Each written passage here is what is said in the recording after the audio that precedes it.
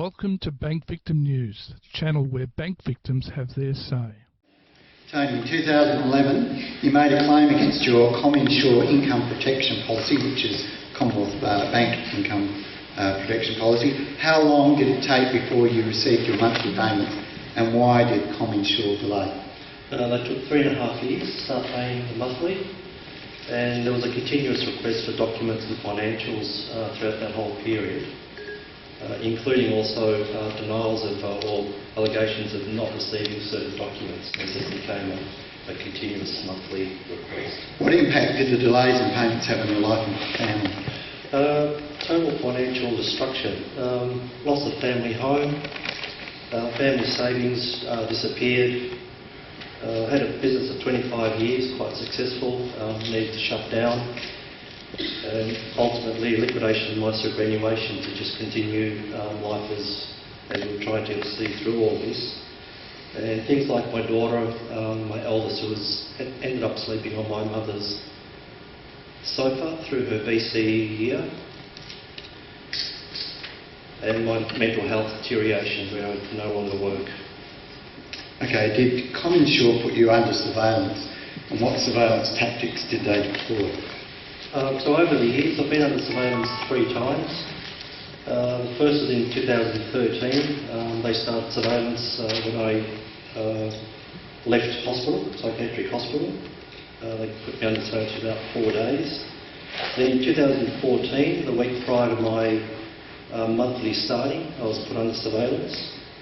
Those 2 events were covert. I wasn't aware of those till 2017. But in 2016 and 17, they upped the ante, and it was intimidation. Internet hacked, mobile phone hacked, tyres slashed, my daughter stalked, photographed out in public, and they made that quite overt. I was threatened outside my apartment, and this went on for about 3 or 4 months. So which people did this? Commonwealth Bank. They've admitted to twice, put me under surveillance, but the third lot, Matt Comyn, is currently investigating my allegations. Okay. Since 2011, have you attempted to have your dispute resolved? Have any breaches of the law been identified? 3 submissions to the Economic Senate Committee, 15 disputes with FOSS, 19 Royal Commission submissions, a report to ASIC, and just a litany of breaches across common law, contracts law, ASIC's law, and it's just a litany of breaches. Have you engaged legal representation, and if so, have you managed the legal costs?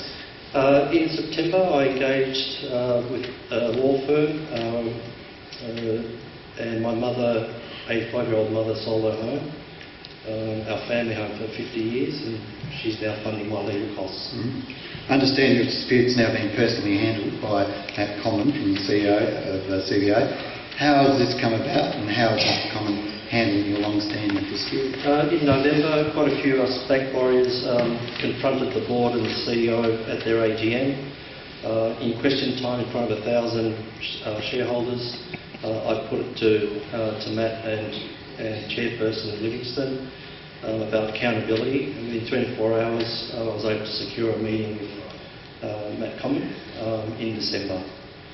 And since then, at that meeting, he full apology and admittance of misconduct, and how my claims and the way I was engaged with,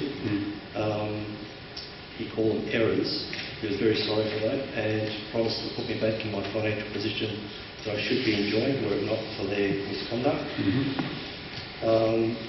And we're now in the middle of negotiating, but 3 days later they came back with 25% offer of my financial losses.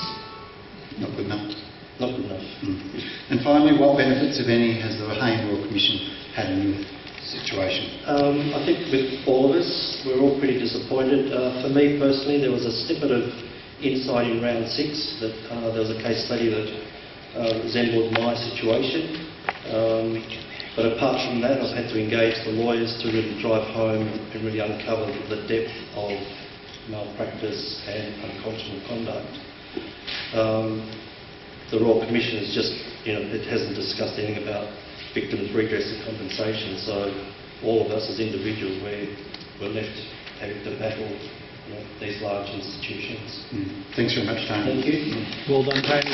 No.